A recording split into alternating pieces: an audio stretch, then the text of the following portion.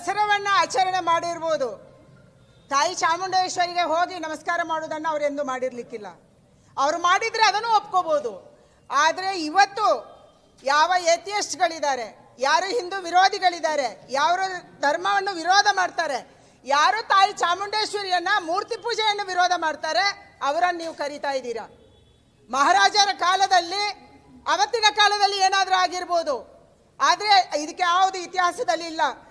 ಟಿಪ್ಪು ಸುಲ್ತಾನನೇ ಹೋಗಿದ್ರ, ಅವರು ಚಾಮುಂಡೇಶ್ವರಿಯ ದರ್ಶನ ಮಾಡಿದ್ರೆ ನಾನು ಇದನ್ನು ಹೇಳ್ತಾ ಇದ್ದೀನಲ್ಲ.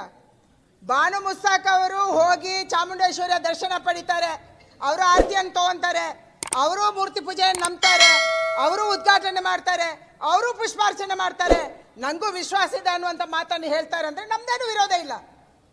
ಹಿಂದೂ ಧರ್ಮ ಎಲ್ಲರನ್ನೂ ಆಕ್ಸೆಪ್ಟ್ ಮಾಡಿದೆ, ನಾಸ್ತಿಕರನ್ನೂ ಆಕ್ಸೆಪ್ಟ್ ಮಾಡಿದೆ, ನಮ್ದು ವಿರೋಧ ಇಲ್ಲ. ಆದರೆ ವಿರೋಧ ಇರುವಂಥ ಯಾರೋ ಭುವನೇಶ್ವರಿಗೆ ಅಪಮಾನ ಮಾಡ್ತಾರೆ. ನಾನು ನಿಮಗೆ ಕೇಳಿಸ್ತೀನಿ, ಕೇವಲ 2 ನಿಮಿಷ ಇದೆ, ದಯಮಾಡಿ ಕೇಳಿಸ್ಕೋಬೇಕು ನೀವು.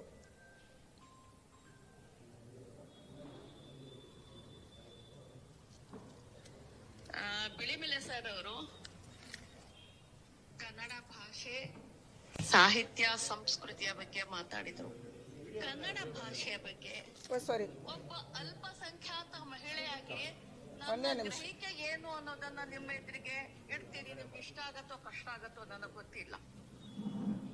ಕನ್ನಡವನ್ನ ಭಾಷೆಯಾಗಿ ಬೆಳಿಲಿಕ್ಕೆ, ಕನ್ನಡವನ್ನ ಭಾಷೆಯಾಗಿ ಬಾನು ಮುಷ್ತಾಕ್ ಮಾತಾಡ್ಲಿಕ್ಕೆ, ಆಕೆಯ ಮನೆಯವರು ಮಾತಾಡ್ಲಿಕ್ಕೆ ನೀವು ಅವಕಾಶನೇ ಕೊಡ್ಲಿಲ್ಲ. ಕನ್ನಡ ಭುವನೇಶ್ವರಿಯಾಗಿ ಮಾಡ್ಬಿಟ್ರಿ. ಕೆಂಪು ಮತ್ತು ಹಳದಿ ಅರಿಶಿನ ಕುಂಕುಮದ ಬಾವುಟವನ್ನ ಹಾಕಿ, ಅರಿಶಿನ ಕುಂಕುಮದಲ್ಲಿ ಆಕೆಯನ್ನ ಲೇಪಿದಳನ್ನಾಗಿ ಮಾಡ್ಬಿಟ್ಟು ಆಕೆಯನ್ನ ಕರ್ಕೊಂಡೋಗಿ ಮಂದಾಸನದ ಮೇಲೆ ಕೂರಿಸ್ಬಿಟ್ರಿ. ನಾನು ಎಲ್ಲಿ ನಿಲ್ಲಬೇಕು? ನಾನು ಏನನ್ನ ನೋಡ್ಬೇಕು? ನಾನು ಹೇಗೆ ಇನ್ವಾಲ್ವ್ ಆಗ್ಬೇಕು?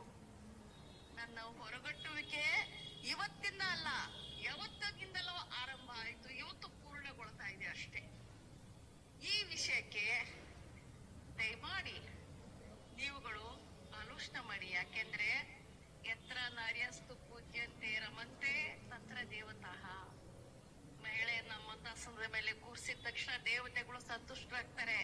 ಇಲ್ಲೂ ಕೂಡ ಕನ್ನಡಮ್ಮನ್ನ ದೇವಸ್ಥಾನದಲ್ಲಿ ಕೂರಿಸಿ, ಮಂದಾಸನದ ಮೇಲೆ ಕೂರಿಸಿ ಮಹಿಳೆಯನ್ನ ಹೇಗೆ ತುಳಿತಾ ಇದ್ದೀರೋ, ದೌರ್ಜನ್ಯ ಮಾಡ್ತಾ ಇದ್ದೀರೋ, ಹಿಂಸೆ ಮಾಡ್ತಾ ಇದ್ದೀರೋ, ಈ ತರ ಕನ್ನಡ ಭಾಷೆಯ ಮೇಲೆ ಕೂಡ ನೀವುಗಳು ದೌರ್ಜನ್ಯ ಮಾಡ್ತಾ ಇದ್ದೀರಿ. You are answerable to me. ಇದು ಅವರ ಭಾಷೆ, ಇದು ಅವರ ಭಾಷೆ. ತಾಯಿ ಭುವನೇಶ್ವರಿಯನ್ನ ನೀವು ಅರಿಶಿನದಲ್ಲಿ ಲೇಪನ ಮಾಡಿ ಮಂದಾಸನದಲ್ಲಿ ಕೂರಿಸಿದ್ದೀರಿ. ತಾಯಿ ಭುವನೇಶ್ವರಿಯ ದೇವಸ್ಥಾನ ಇದೆ ಈ ದೇಶದಲ್ಲಿ, ಈ ರಾಜ್ಯದಲ್ಲಿ. ಹಂಪೆ ವಿರೂಪಾಕ್ಷನ ಸನ್ನಿಧಿಗೆ ಹೋದರೆ ಅಲ್ಲಿ ಭುವನೇಶ್ವರಿಯ ದೇವಸ್ಥಾನ ಇದೆ. ಉತ್ತರ ಕನ್ನಡ ಜಿಲ್ಲೆಯಲ್ಲಿ ಭುವನೇಶ್ವರಿಯ ದೇವಸ್ಥಾನ ಇದೆ. ಭುವನೇಶ್ವರಿ ನಮಗೆ ಕೇವಲ ಕನ್ನಡ ಮಾತಲ್ಲ, ನಮಗೆ ಅವಳು ಮಾತೆ ಅಂತ ನಾವು ಅಂದ್ಕೊಂಡಿದ್ದೀವಿ. ಕುವೆಂಪು ಅವರು ನಮ್ಮ ಗೀತೆಯನ್ನು ಬರೆಯುವಾಗಲೇ ಇದೇ ಹೇಳಿದರು, ಜೈ ಭಾರತ ಜನನಿಯ ತನುಜಾತೆ, ಜಯ ಹೇ ಕರ್ನಾಟಕ ಮಾತೆ. ನಾವು ಮಾತೆಯಾಗಿ ಪೂಜೆ ಮಾಡಿದ್ದೀವಿ. ನಮ್ಮ ಶ್ರದ್ಧೆ ಅವಳು ಭುವನೇಶ್ವರಿ, ನಮ್ಮ ಭಾವನೆ ಅವಳು. ನಮ್ಮ ಧ್ವಜದಲ್ಲಿ ಭುವನೇಶ್ವರಿ ತಾಯಿ ರಾರಾಜಿಸ್ತಾಳೆ. ಇಂಥವರಿಗೆ ಅಪಮಾನ ಮಾಡುವಂಥವರು ನಾಳೆ ಚಾಮುಂಡಿ ಬೆಟ್ಟದಲ್ಲಿ ಅಪಮಾನ ಮಾಡಲ್ಲ ಅಂತ ಏನು ಗ್ಯಾರಂಟಿ? ಯಾರಿದಕ್ಕೆ ಗ್ಯಾರಂಟಿ ಕೊಡ್ತಾರೆ? ಕಾಂಗ್ರೆಸ್ ಸರ್ಕಾರಕ್ಕೆ ಏನಾಗಿದೆ ನಿಮ್ಮ ಮಾನಸಿಕತೆಗೆ? ಓಲೈಕೆ ರಾಜಕಾರಣ ಅಂದರೆ ಎಷ್ಟು ದಿನ? ಯಾವುದಕ್ಕೆ ಓಲೈಕೆ? ನಾನು ಆಗಲೇ ಹೇಳಿದೆ, ಮೈಸೂರು ದಸರಾ ಕೇವಲ ಸಾಂಸ್ಕೃತಿಕ ಕಾರ್ಯಕ್ರಮ ಅಲ್ಲ. ಸಾಂಸ್ಕೃತಿಕ ಕಾರ್ಯಕ್ರಮ ಮಾಡೋಕ್ಕೆ ನಮಗೆ ಬೇರೆ ದಿನಗಳು ಇದ್ದಾವೆ. ಕನ್ನಡ ರಾಜ್ಯೋತ್ಸವ ಬರುತ್ತೆ, ಆವಾಗ ಸಾಂಸ್ಕೃತಿಕ ಕಾರ್ಯಕ್ರಮ ಮಾಡೋಣ. ಇದು ನವರಾತ್ರಿ ಅನ್ನುವಂಥದ್ದು ದುರ್ಗೆಗೆ ಸಂಬಂಧಪಟ್ಟಿದ್ದು. ಆರಾಧನೆ ಮಾಡ್ತೀವಿ ನಾವು ತಾಯಿ ಚಾಮುಂಡಿಯನ್ನ, ಬೇರೆ ಬೇರೆ ಅಲಂಕಾರದಿಂದ ನಾವು ಆರಾಧನೆ ಮಾಡ್ತೀವಿ 9 ದಿನಗಳ ಕಾಲ. ಇದಕ್ಕೆ ಅಪಮಾನ ಮಾಡಕ್ಕೆ ಹೊರಟಿದ್ದೀರಿ ನೀವು. ಉತ್ತರ ಹೇಳಬೇಕು ಈ ಕಾಂಗ್ರೆಸ್ ಸರ್ಕಾರ. ಲೇಟೆಸ್ಟ್ ಹಾಗೂ ಇಂಟ್ರೆಸ್ಟಿಂಗ್ ಸುದ್ದಿಗಳಿಗಾಗಿ ಬಾಸ್ ಟಿವಿ ಕನ್ನಡ ಚಾನೆಲ್ನ ಸಬ್ಸ್ಕ್ರೈಬ್ ಮಾಡಿ. ಹಾಗೆಯೇ ಬೆಲ್ ಐಕಾನ್ ಪ್ರೆಸ್ ಮಾಡಿ.